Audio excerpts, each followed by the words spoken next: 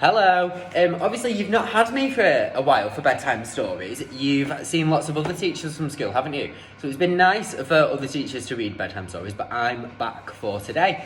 So today's bedtime story is The Dark, and this is the story of how Laszlo and how he stopped being afraid of the dark. Laszlo was afraid of the dark. The dark lived in the same house as Laszlo, a big place with a creaky roof, smooth cold windows and several flights of stairs. Sometimes the dark hid in the cupboard. Sometimes it sat behind the shower curtain, but mostly it spent its time in the basement. All day long the dark would wait in a distant corner, far from the squeaks and creaks and rattles of the washing machine, pressed up against some old damp boxes and a chest of drawers that nobody ever opened. At night, of course, the dark went out and spread itself against the windows and doors of Laszlo's house. But in the morning, the dark would be back in the basement where it belonged. Laszlo would peek at the dark every morning. "Hi," he would say. "Hi, dark."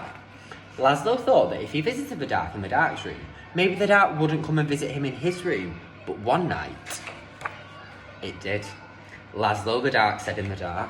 The voice of the dark was as creaky as the roof of the house and as smooth and cold as the windows. And even though the dark was right next to Laszlo, the voice seemed very far away. "What do you want?" asked Laszlo. "I want to show you something," said the dark.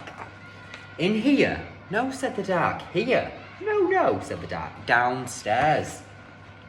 "Downstairs?" "Yes," said the dark.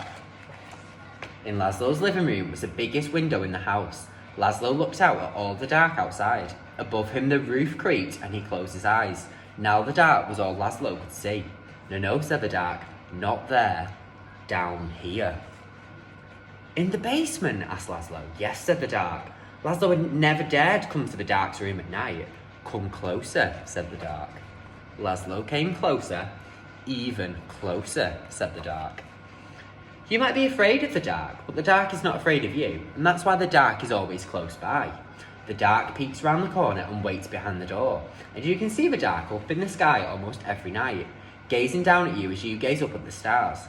Without a creaky roof, the rain would fall on your bed, and without a smooth, cold window, you could never see outside. And without a flight of stairs, you could never go into the basement, where the dark spends most of his time. Without a cupboard, you would have nowhere to put your shoes, and without a shower curtain, you would splash water all over the bathroom.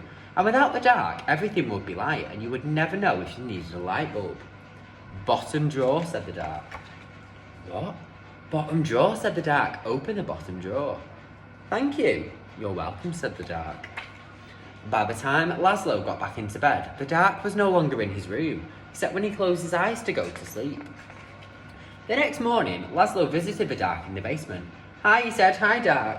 The dark didn't answer, but the bottom drawer was still open, so it looked like something in the corner was smiling. The dark kept on living with Laszlo, but it never bothered him again.